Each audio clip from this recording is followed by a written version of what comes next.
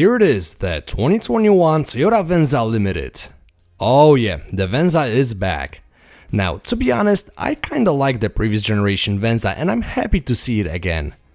The new model looks far more attractive compared to the first generation and now fits into Toyota's lineup between the RAV4 and the Highlander. So without further ado, let's talk about driving impressions. The all-new Venza is powered by a 219 horsepower hybrid powertrain, which consists of a 176 horsepower 2.5 liter 4-cylinder and 3 electric motors.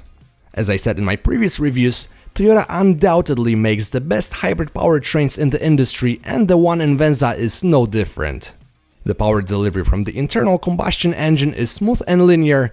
The initial acceleration of the line is pretty good thanks to electric motors and 0 to 60 takes a little over 7 seconds, but that's not what Venza is about. As you can imagine, the strongest side of Venza's hybrid system is fuel economy. During my week with the car, I averaged astonishing 41 miles per gallon in the city, 39 on highway and 40 combined. It's worth noting that the Venza features electronic all-wheel drive, which means the rear wheels are powered by electric motors only and there is no physical drive shaft. As you probably know, capabilities of a system like that are pretty limited, but it's always nice to have some extra grip in slippery conditions. Now, the suspension has been tuned on a softer side and it filters out the road imperfections very well.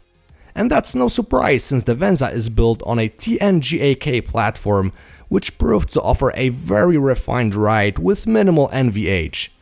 Speaking of NVH, the cabin isolation is on a pretty good level, but I noticed a lot of wind noise coming from A-pillars at higher speeds. Every Venza comes with Toyota Safety Sense 2.0, which includes automatic braking with pedestrian detection, adaptive cruise control, lane keeping assist, blind spot monitoring, roadside recognition, and automatic high beams. The limited model that I tested also gives you parking sensors and a 360-degree camera.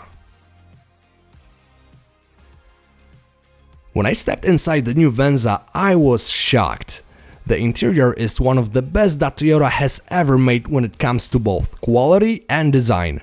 Seriously, everything you interact with is made of soft touch materials and the whole cabin is well put together. The infotainment system works as expected. It's intuitive, easy to use and quick to respond, however, I would like to have physical buttons to control some of its functions. The front seats covered in synthetic leather are extremely soft and comfortable, reminding me of those that you can find in Lexus models. The nice thing about the limited model that I tested is that it gives you heated and cooled front seats. The back seat offers a good amount of room and it's a nice place to be.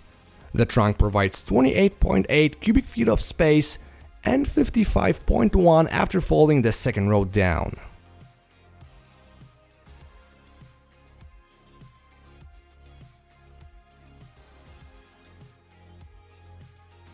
The 2021 Venza, like every new Toyota product, is a really well designed car, and in my opinion, it is the best crossover in Toyota's current lineup.